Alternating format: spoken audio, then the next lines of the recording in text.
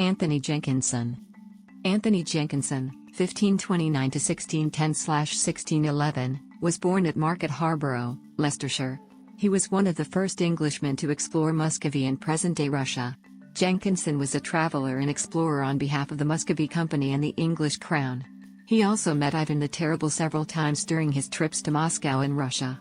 He detailed the accounts of his travel through several written works over his life. Family life. Anthony Jenkinson's father, William Jenkinson, was a man of great property and wealth. Anthony Jenkinson was thus trained in his earlier years for a mercantile career. By the year 1568, Jenkinson had become a pivotal researcher for the Muscovy Company.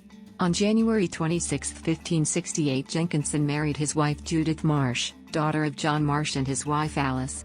Marsh had extensive business ties, including being one of the founding members of the company. Jenkinson thus benefited greatly through these financial ties. Jenkinson and his wife had 6 daughters and 5 sons, of whom only 4 daughters and a son survived. There exists speculation that Jenkinson had an illegitimate daughter, Anne Beck or Whately, who may at one point have been engaged to be married to William Shakespeare. However, these claims are widely disregarded as mere speculation on the part of their originator, William Ross. By 1606, Jenkinson was living in a manor house in Ashton. His wife died before him from a bad case of palsy. Jenkinson was buried on February 16, 1611 at Holy Trinity Church in Tay, Rutland. Anthony's son Sir Robert was the father of the first of the Jenkinson baronets of Hawkesbury, Gloucestershire. Travels to Muscovy. Jenkinson travelled to Muscovy several times during his life on behalf of the Muscovy Company. First expedition, 1558. Jenkinson was in Moscow in the year 1558. He began his journey by traveling south down the Oka and Volga rivers, passing through the Khanate of Kazan, conquered by Russia in 1552, and arrived at the town of Astrakhan, conquered 1556. His party continued their journey southeast after traveling across the Caspian Sea to Sarix, where they joined a merchant caravan and traveled for several months across the Tatar lands of the Nogai horde. They reached Bukhara after fighting off bandits in the desert, but found that though the routes to China and India were well known, they were impassable due to wars and banditry along the way.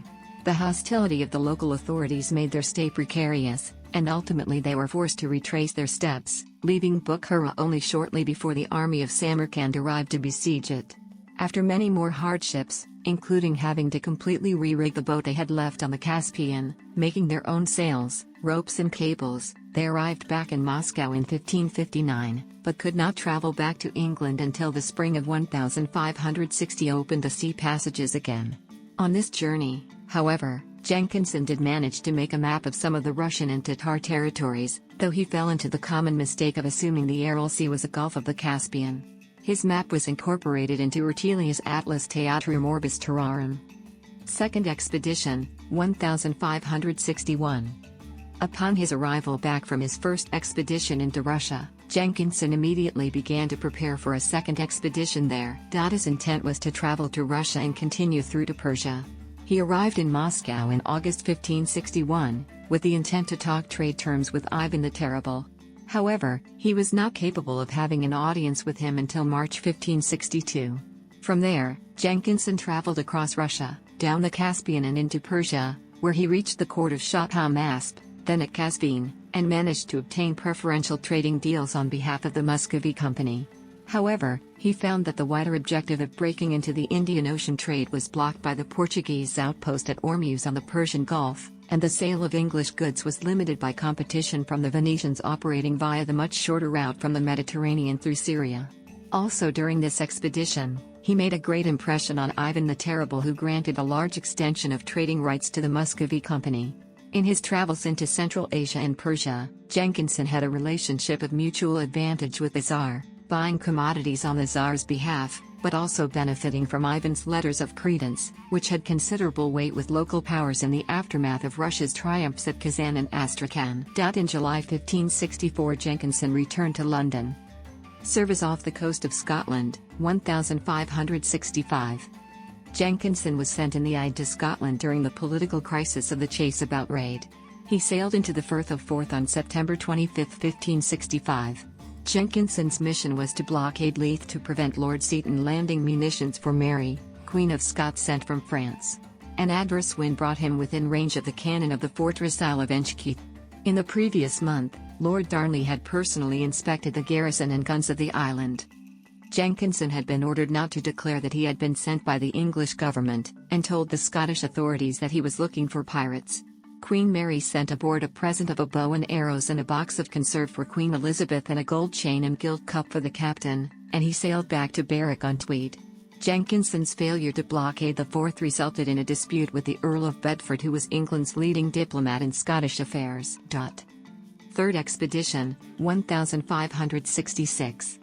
Jenkinson was sent to Russia for a third time in order to settle a dispute regarding the trade deals that England had made with Russia during Jenkinson's last voyage there in 1564. Upon his arrival, in a letter sent back to his friend, Jenkinson mentioned the cruelty that had swept over the Russian territories due to Ivan.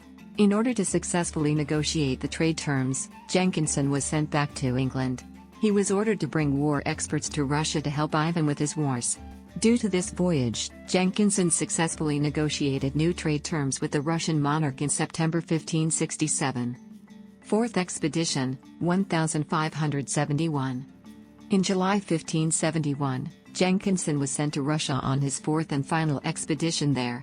In 1568, Ivan had revoked the trading privileges that Jenkinson had successfully obtained in 1566.